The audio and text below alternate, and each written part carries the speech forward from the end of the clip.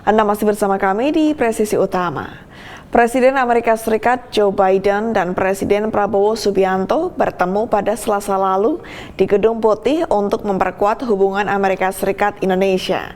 Pertemuan ini berlangsung beberapa hari setelah Indonesia dan Tiongkok menandatangani perjanjian maritim yang mengundang kontroversi. Berikut laporan Yuni Salim dari VOA.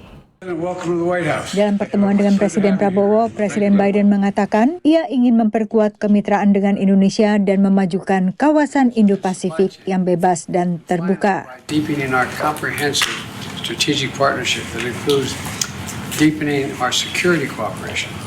We'll discuss also global challenges including the Gaza and the South China Sea. Sebelum ke Washington, Prabowo bertemu Presiden Tiongkok Xi Jinping di Beijing dan keduanya menandatangani kesepakatan untuk bersama-sama mengembangkan sumber daya maritim dekat Kepulauan Natuna. VOA bertanya kepada Gedung Putih apakah Biden secara khusus merujuk pada kesepakatan ini dalam pertemuannya dengan Prabowo. We continue to encourage Indonesia to work with their legal experts to make sure any agreement they make with the PRC is in according with international law. Dalam pernyataan bersama seusai pertemuan bilateral, Presiden Biden dan Presiden Prabowo menggarisbawahi dukungan kuat untuk menghormati hak kedaulatan dan yurisdiksi negara pantai atas zona ekonomi eksklusif sesuai dengan hukum laut internasional khususnya Konvensi UNCLOS 1982.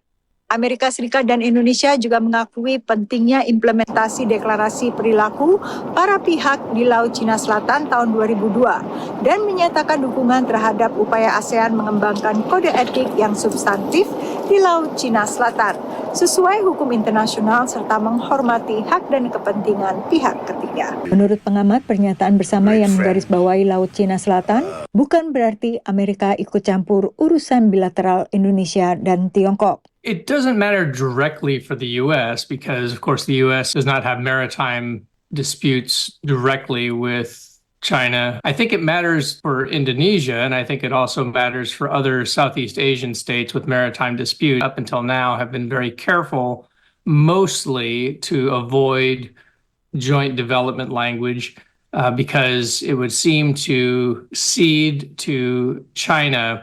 It's kind of the moral high ground or the legal high ground that somehow their claims have merit. Menurut pengamat lain, sebenarnya tidak ada klaim tumpang tindih di Laut Cina Selatan antara Indonesia dan Tiongkok. Letak masalah utamanya adalah di kalimat bahwa kita ada overlapping claim. Karena pada 10 tahun ke belakang itu sebenarnya posisi kita udah jelas, ya kita nggak ada overlapping claim dengan Cina. Jadi ini kita semacam terjebak kalau menurut saya, ya dengan kita ada satu paragraf itu, kita terjebak bahwa akhirnya apa? Kita mengakui bahwa kita ada overlapping claim dengan Cina berdasarkan hal yang udah ilegal menurut hukum internasional itu. Analis lain mengingatkan pentingnya menjaga netralitas di kawasan.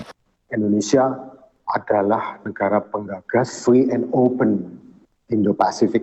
Berarti kita mengutamakan hukum internasional dan juga kita membuka kawasan kepada negara-negara adidaya untuk berkontribusi secara positif di kawasan. Presiden Prabowo juga menghadiri undangan makan malam dari Menteri Luar Negeri Amerika Antony Blinken dan menerima kunjungan Menteri Pertahanan Lloyd Austin sebelum melanjutkan lawatannya ke Peru untuk menghadiri KTT APEC, kemudian menghadiri KTT G20 di Brazil. Dari Washington DC, Yuni Salim dan tim VOA.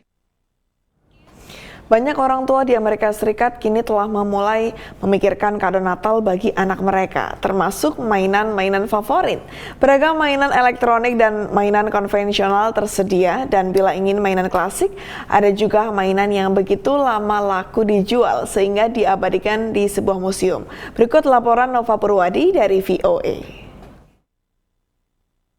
Sebuah museum di Rochester, negara bagian New York, menjadi lokasi National Toy Hall of Fame, tempat yang mencatat mainan paling bersejarah dan diminati. The National Toy Hall of Fame recognizes classic toys that deserve elevation to the highest tier of the world of toys and games. And every November, we pick 3 or 4 based on thousands of nominations from the public to earn that special honor.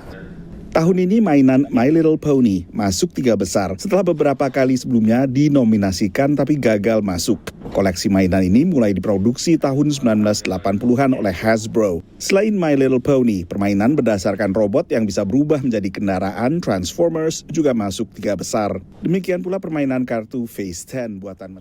Presisi utama akan segera kembali, tetaplah bersama kami.